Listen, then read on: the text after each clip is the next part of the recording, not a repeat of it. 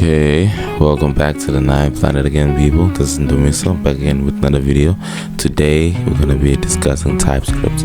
So this is episode 5 of our series, and we're gonna be doing this repository. So as you can see, it is almost 89.1% TypeScript, 5.6% JavaScript, 3.3% CSS, and only 2% HTML. Alright then, so what does it tell us about our thing? It really tells us we're dealing with something we haven't dealt with for the past 4 episodes, which is some JavaScript. So JavaScript usually starts somewhere here in the main TSX, which is going to redirect you to the app TSX. The app TSX, you can put functions in here, but some people usually just redirect you to someplace else. But in my case, I made things simple. I put the functions just here, as you can see, user lockouts, user login, and everything. Also, there's the loading spinner thing here. And so if you wanna like get down to the components, yeah, there's the penguin animation as well. So I made penguins and stuff, so you're gonna see when you run that thing. So it avoids the mouse as it moves, bounce off walls, keep birds within bounds. So it's a lot of animation frames and a lot of tailwind CSS. So you're gonna be learning like quite a lot if you delve into this project. Also have pages. We have a home page which hosts the penguins, and then we have a login page, which is the main point of everything here, the authentication of site of everything. So we will also be taking a look at the login, and we'll also taking a look at the register page of everything here. So as you can see with this one, it's really weird. It has something that's similar to JavaScript here. Now it's like it's loading, it's saying an event function. As you can see, this is an asynchronous method, right? It's cost single handle submit equals to asynchronous. Okay, fine. So I know many of you might not even know what an asynchronous method is, so I'm just gonna, so we like everybody's on the same page, I'm just gonna start here. Asynchronous method in TypeScript. Also, asynchronous methods exist in C#, they exist in every language. Shit. Yeah, almost every language. Like the ones I usually use, they all like have asynchronous methods.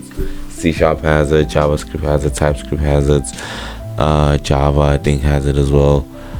Yeah, a lot of them have asynchronous methods, but they, gosh, continue. What are they doing on Stack Overflow now? I feel so ancient like using this thing right now. Now look at this thing that I wanted to log in. Gosh.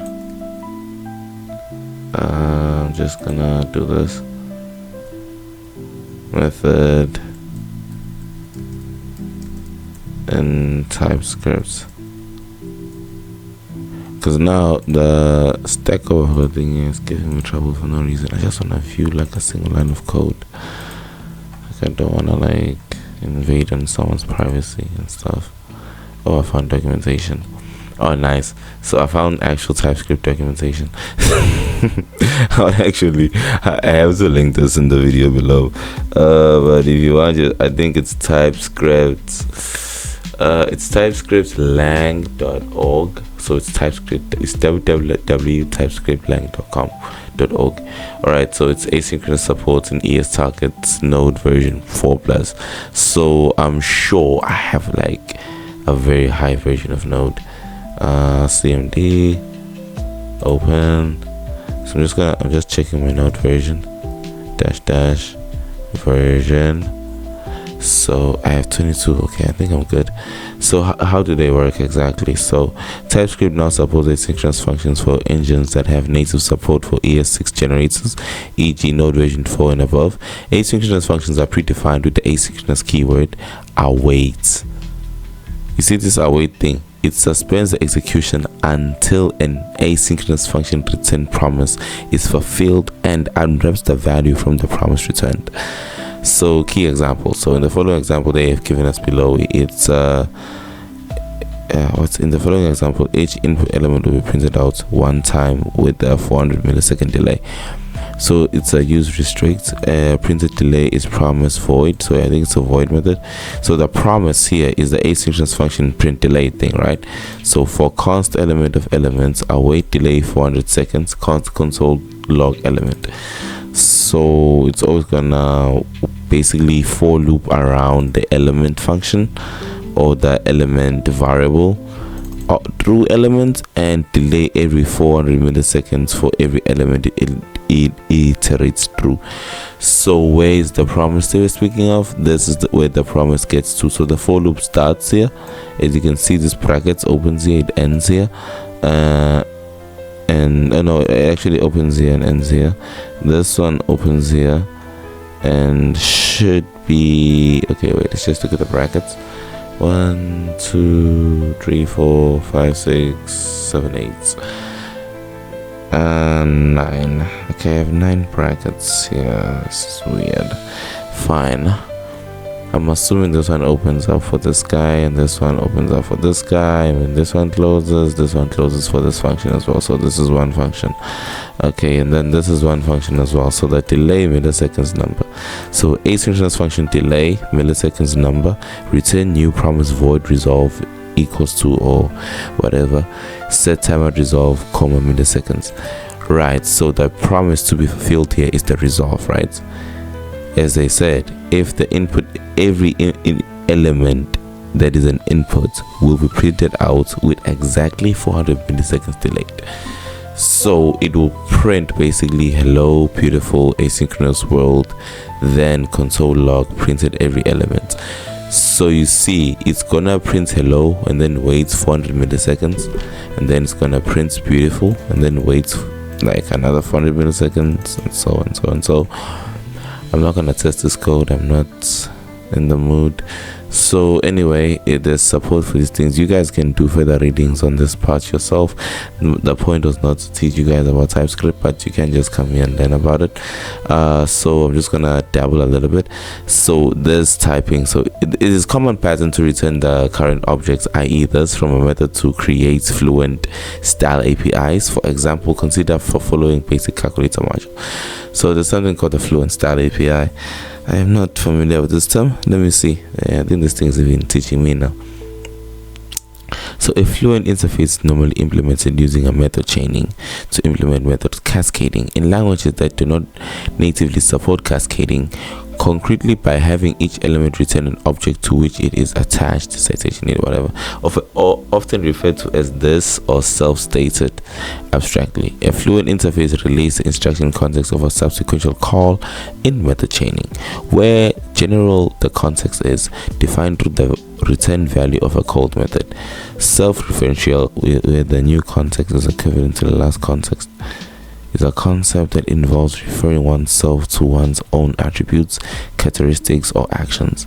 It can occur in language, logic, mathematics, philosophy, and other fields. So self-reference, a concept involving referring to oneself or one's own attributes, characteristics, actions. So I think this thing is referring to the method chaining thing, since methods often form parts of classes and objects. They have certain characteristics they follow, meaning that they are self-referential in some way. So they are terminated to the return of a void content. A void type in several programming languages, more curly bracket programming language derived from C. ALGO668 is the return sum of a function that returns normally but provides no results value to its caller. Usually such functions are called for their side effects.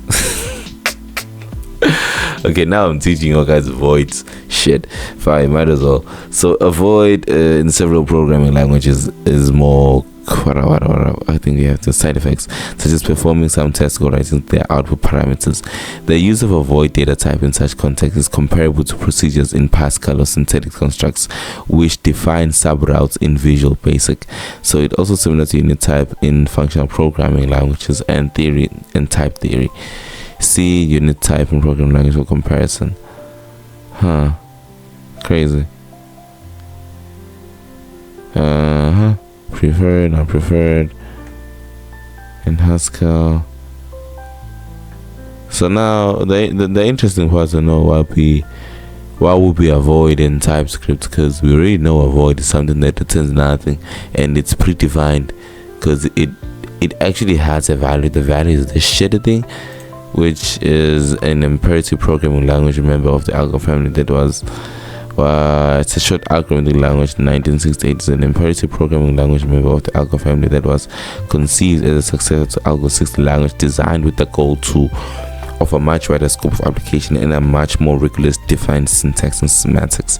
So the complexity of the language definition, which runs to several hundred pages filled with non-standard terminology, made compiler implementation difficult and was said to have had no implementations and no users. This was only partly true. Algo 68 did not find use in several niche markets, notably the United Kingdom, where it was popular in international computers, limited ICL machines, and in teaching roles. Outside these fields, it was relatively limited. Nevertheless, the contributions of Algo 68 to the field of computer science have been deep, wide-ranging, and enduring.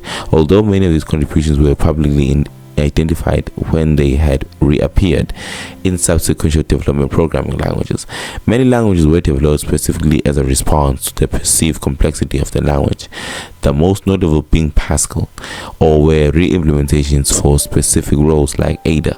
Many languages of the 1970s traced their design specifically to ALGOL 68, selecting some features while abandoning others that were considered too complex or out of scope for the given roles. Among these is the language C, which was directly influenced by the ALG68s, especially by its strong typing and structures. Most modern languages traced at least some of their syntax to either C or Pascal, and thus directly or indirectly to ALG68. So the features include expression-based syntax, user-declared types, and structured tag unions, a reference model for variables and reference parameters, string, array, and matrix slicing concurrency. So this is a lot. Yeah, it's a lot for its asynchronous methods. So you see how long this thing goes. This thing has its own history. So let's see what chat has to say about this thing. This thing usually simplifies things. So it says this: in TypeScript, an asynchronous method is a way to write asynchronous code that looks synchronous. So what the fuck? What? You write asynchronous code that looks synchronous. It's built on top of promises that use the await keyword to pause execution until a promise is resolved or rejected.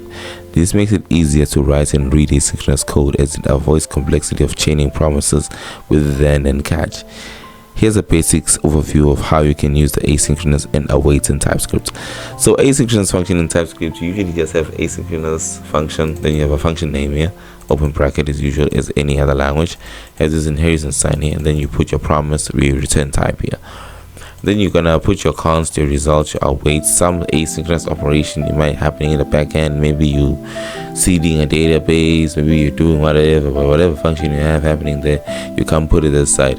And then asynchronous function, the word placed before function declared indicate the function Okay, fine. I think this is actually important. The asynchronous function, the asynchronous keyword is placed before the function declaration to indicate that the function is asynchronous. This function will implicitly return a promise. Await. Inside the asynchronous function, you can use the await keyword before any operation that returns a promise. This will pause the function execution until the promise is resolved, and then it will continue with the result value. Young told. Let's say you have a function that fetches user data from an API, and you use async and end await to handle this. So you first have an interface thing like this that has an ID, number, name, string, whatever. Kind of like this kind of represents properties. Think of it like a class type of thing. And then you have asynchronous functions. So this is fetch user function, right? It has the user ID, number, promise, and user, right? These are parameters, right? So these are the parameters we're working under, which we kind of have here in a sense. Yeah, I kind of have. We don't really have every one of them, but we kind of have something. Okay, then fetch user ID, number, promise user, right? Promise user is here, right? So we have number here, which is the user ID thing, and then we have something here called const response, which awaits a fetch from this API call here, looking for the user ID. And then after that, you have another constant variable, which is user data, which awaits response. So without response running, this one doesn't run, and then it converts this thing to JSON. So no, it doesn't convert to JSON. It expects the input to be JSON as user, and then it returns user data, meaning that whatever data the API returned, it's now being passed through this variable user data, right? So now check. For you, like, and this is an asynchronous function, right? You had async, you had await, right? Inside the async, you use await keyword before any operation that returns a promise. Check here, await, fetch. This is where we start now getting stuff on it, and then when we await again, this thing already has a promise, so now we can use await easily. Look at asynchronous. The asynchronous keyword is placed before the function declaration to indicate that the function is asynchronous. This function would implicitly return a promise, right? Check where asynchronous is. Asynchronous is always on the outside every single time. It will not miss. It is always on the outside. We are told Spambecker seeds. Asynchronous function show user, right? So we have a try catch statement. Very interesting, this one. So we have a show user ID, number, inheritance, promise, void, right? Open bracket, try, const user equals to await fetch user ID, right? User ID is the parameter here. So console.log. So right now we are logging whatever we got from user ID. Remember, we have something here from the user. When we say user ID, we're fetching the user ID here, which is the user data here.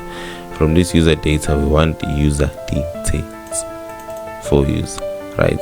We want these user details to be passed on along with this guy. So let's see what they say. So fetch user is an asynchronous function that fetches user data. It awaits for the HTTP request, as I said, to complete the await and then proceeds to pass the JSON.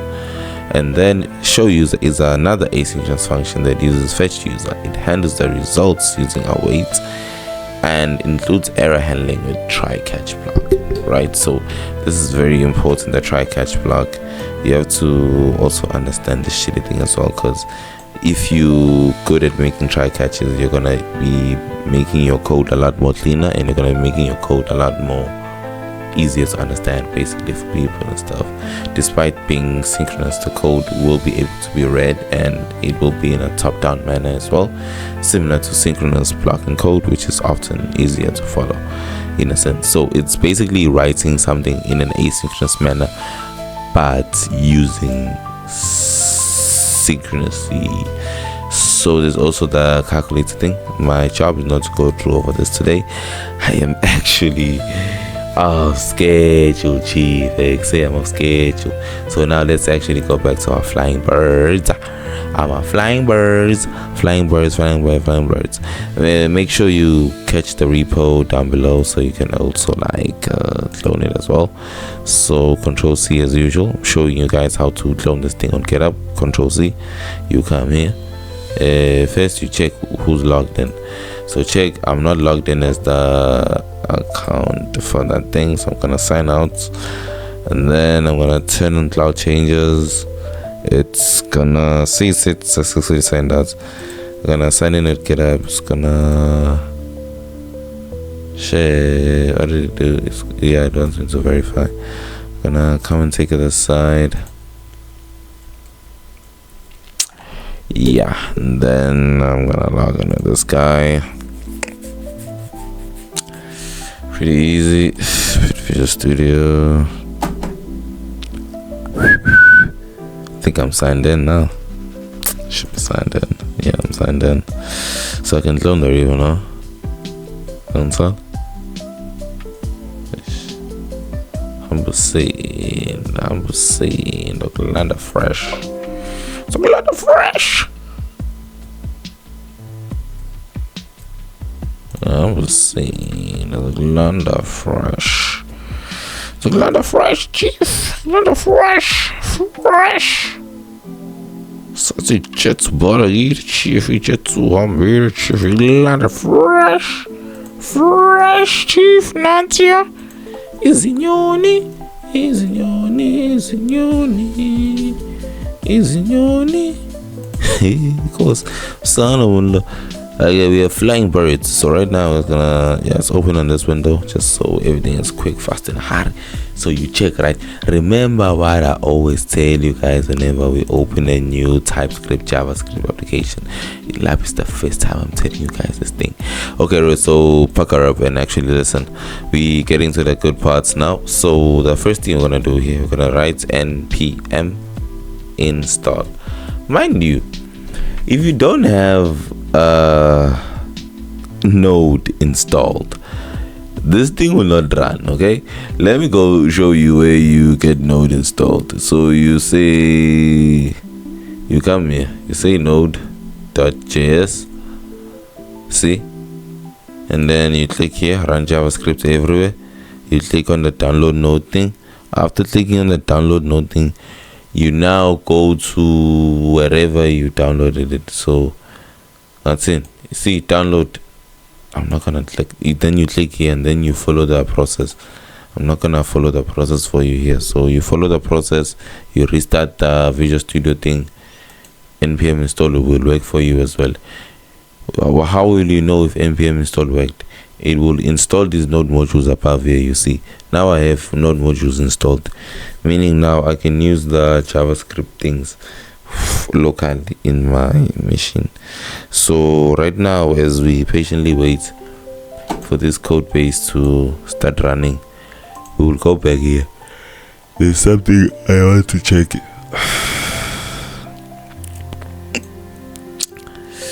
Yeah, first install.